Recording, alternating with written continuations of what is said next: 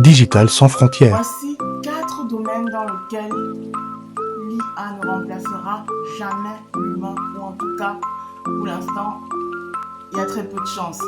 En numéro 1, tu as commentateurs, donc ceux qui donnent leur avis, qui donnent des avis sur les sites internet. Et ça, il y a des batteries d'équipes, par exemple en Philippines, pour donner des avis, mais ce sont des personnes physiques en fait qui doivent donner leurs avis.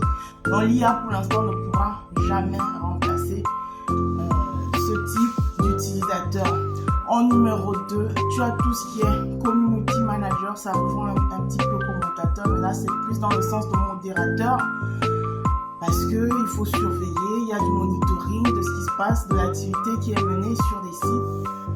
Et pour l'instant, il y a quand même besoin encore de supervision humaine. Donc l'IA ne pourra jamais remplacer l'humain dans ce domaine. En numéro 3, tu as tout ce qui est match-up.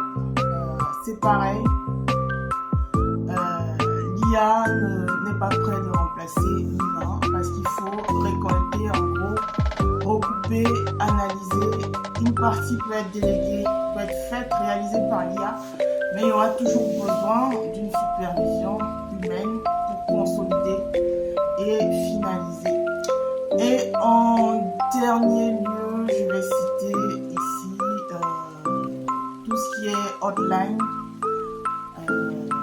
Pour l'instant, il existe effectivement des serveurs vocaux, mais si on part sur de la hotline, par exemple en téléphone rose, oui, ça existe encore, mais aussi dans d'autres domaines, on a de la hotline.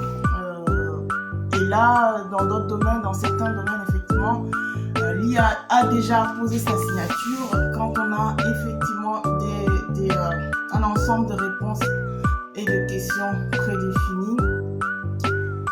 C'est possible, mais tout ce qui touche au ressenti, au sentiment humain, où on a besoin vraiment d'un réel apport humain, l'IA ne pourra jamais remplacer l'homme. Donc impossible d'automatiser pour l'instant. Si cette vidéo t'a inspiré, n'hésite surtout pas à partager. C'était Nadège Tundem.